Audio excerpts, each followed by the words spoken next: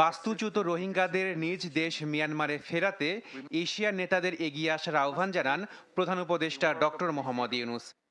For more than 7 years, Bangladesh has been hosting over 1.2 million forcibly displaced Rohingyas who are Myanmar nationals.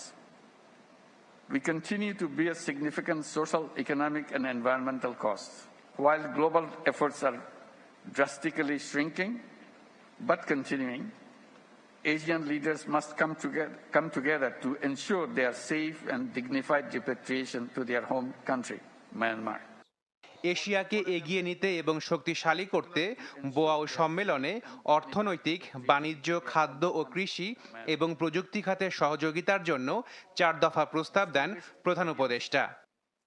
We must chart a clear roadmap for a shared future and a shared prosperity. এর আগে সম্মেলনের সাইডলাইনে চীনের উপপ্রধানমন্ত্রীর সাথে বৈঠক করেন প্রধান উপদেষ্টা। আশাকিন Prince, channel 24।